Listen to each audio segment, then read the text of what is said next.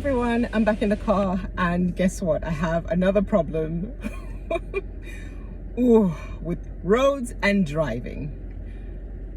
So I'm parked in New York City, and I, paid for my spot, parked right there, and I like to be, I like to be very, courteous on the road, right? I also like to be courteous when we have parking, because sometimes you'll see the way people park and it's just like so selfish.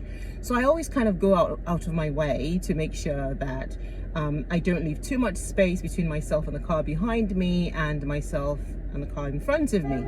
So, I do know a lot of people do this, but I'm talking about me today. So what's making me so upset, and I promise you I'll do other videos and not just roadside troubles. My issue today is I'm parked, and I moved back so that the person behind me can drive out, but I can still drive out and reverse and drive out, as we do when we drive. And I've gone into the building, come back out, and lo and behold, I see someone trying to park in the space in front of me. The space is too small. It is definitely too small. It cannot fit your Mercedes-Benz. Okay, so I do not drive a Mercedes-Benz. I do not have the kind of money to buy a Mercedes-Benz, but at least I am courteous to people that are on the road. So Mrs. Mercedes-Benz or Miss Mercedes-Benz, whoever she was, tried to squeeze into that space. So the first time she bumped into the car, she literally moved my nice, wonderful, tiny car backwards a little bit. And I'm thinking, everyone makes mistakes. And then she goes forward. I'm looking at the space in front and I'm thinking, you're not going to fit in there. But she comes back and bumps again. And I'm thinking, what are you doing? So I put on my very, very, very, very calm air. And I went and I knocked on a window and I was like, excuse me, you bumped into me twice. The third time, I'm probably going to say something about it. So she was like, oh, sorry. So she, not in that accent. So she moves forward and she tries it again. Like, come on.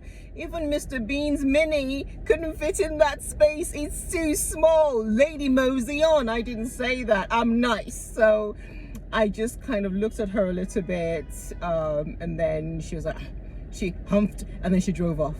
And I'm thinking, okay, obviously you have Mercedes-Benz sort of kind of money, and if you smashed into my car, you'd probably just give it over to your insurance company. Good for you, but I kind of like my car being undented, so can we just go somewhere else? Okay, I joke, but it's not funny. I see this in New York City all the time. Like, everyone's afraid of their car being dinged or being banged or what have you, but the problem with that is that and the other thing is everyone's trying to find space.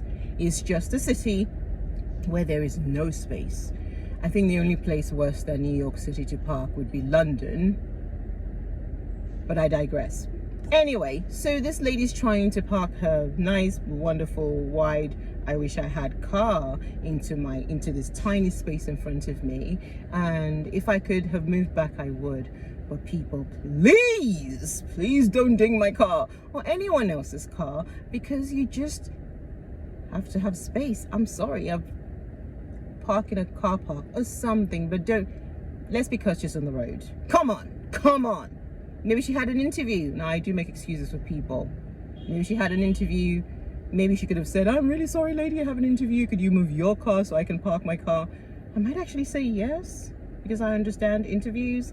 But don't ding my car. Bye. Thank you.